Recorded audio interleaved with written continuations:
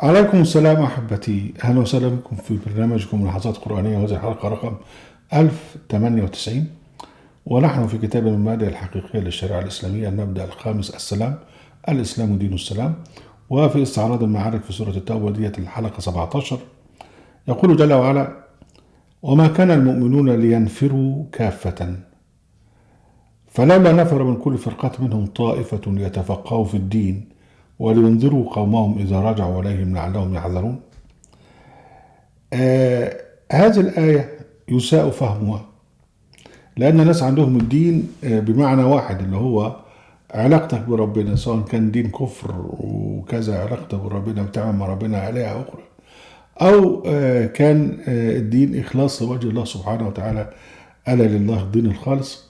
فهم في نظرهم الدين هو كده بس. لا، هو الدين في اللسان العربي بيعني علاقتك بربنا، الطريق الذي تسلكه مع الله في تعاملك مع الله.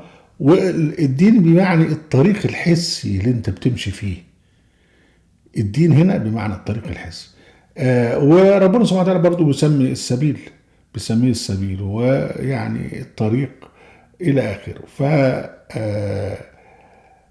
وأن هذا وسميه الصراط، وأن هذا صراطي مستقيما، والصراط بمعنى الطريق، والطريق بمعنى الدين، والدين بيأتي بمعنى الطريق الحسي في هذه الآية اللي ربنا سبحانه وتعالى يقول: وما كان المؤمنون ينفروا يعني لأن إذا قال لكم انفروا في سبيل الله إذ ثاقلتم انفروا، اللي هو الخروج للقتال دفاعا. وقلنا طبعا أن المدينة موقع ثابت، فالناس اللي عايزين يهاجمها بيقطع عليها السكة، فإذا لابد أنت تطلعوا تقابلوهم في السكة، ولابد يكون عندكم علم إن هم جايين. فالآية بتقول: وما كان المؤمنون لينفروا كافة، يعني لا يصح ولا ينبغي للمؤمنين لما يعرفوا ان في عدو جاي يروحوا كلهم طالعين. لا، لأن ده خطر على المدينة. امال ايه اللي الوضع؟ قال لك لا، يعني فلولا نفر من كل فرقة منهم طائفة ليتفقهوا في الدين. الدين هنا بمعنى الطريق، يعني ده يطلع بقى حملات استكشافية من كل طائفة، تطلع حملة الناحية دي في الشمال، حملة الجنوب، حملة كذا، يتفقهوا، يعرفوا السكة، يعرفوا ايه اللي حدث، يتسمعوا الأخبار. ده اللي هي الحملات الاستكشافية أو الحملات الاستطلاعية، ودي موجودة حاليا يعني في ضمن التكتيكات العسكرية الحديثة يعني. فده ربنا جابه من الأول هنا، قال: فلولا نفر من كل فرقة طائفة، مجموعة، ليتفقهوا في الدين، ليعرفوا الطريق عامل ايه، وبعدين يرجعوا الى قوم يقولوا: ده احنا شفنا كذا وشفنا كذا، الظاهر ان هيجوا من الناحيه دي، لا الظاهر ان هيجوا من الناحيه دي، ليتفقهوا في الدين ولينذروا قومهم اذا رجعوا اليهم لعلهم يحذرون. يبقى اذا يتفقهوا في الدين، يعني هنا الدين بمعنى الطريق، بمعنى السبيل اللي الناس بتمشي عليه.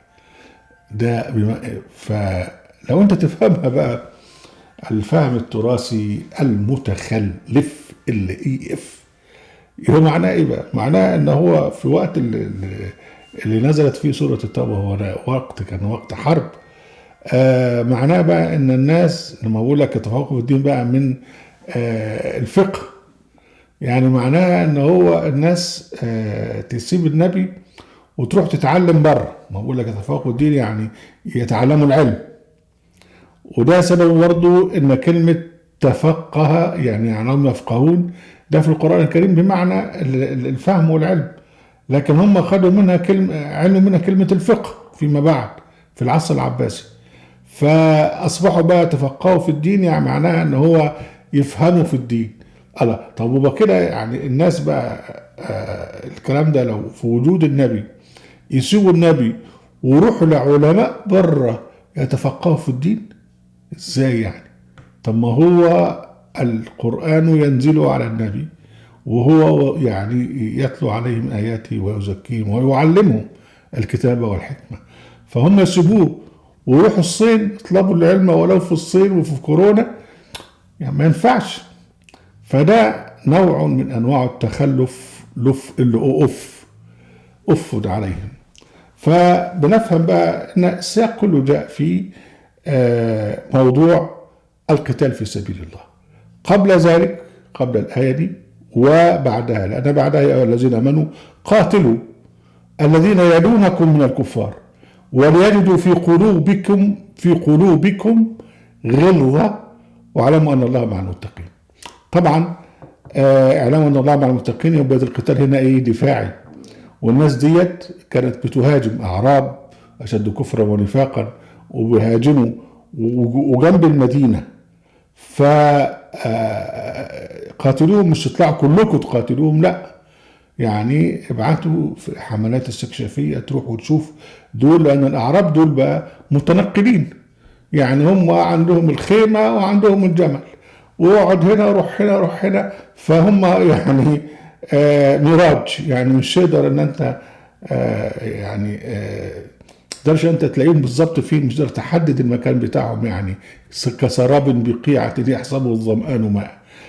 فقاتلوا الذين يلونكم من الكفار اللي هم جنبيكم من الأعراب اللي هم محاربين، ومش تعتدوا عليهم، لكن واعلموا ان الله مع المتقين. يعني لما تشوفوهم هم في حالة مراقبة، لما تشوفوهم بدهم جايين يعتدوا، يبقى ابعتوا ناس تستكشف وتقول لكم هم فين بالضبط، و يعني قاتلوهم ولا يجدوا فيكم غلظة. يعني يبقى احنا عندنا هنا الآية في إطار الحرب الدفاعية لحاجتين: الذين يلونكم من الكفار، والكفار اللي هو في التعامل بقى، مش الكفر القلبي ولكن الكفر السلوكي الاعتداء، اذا دول ناس معتدين.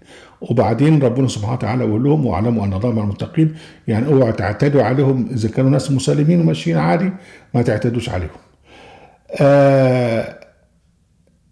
يعني احنا فيما بعد هنتعرض لموضوع التشريعات القرآنية الإسلامية في الحرب، وهنتعرض لها بالتفصيل، ونرجو أن الله سبحانه وتعالى يوفقنا إلى الصواب.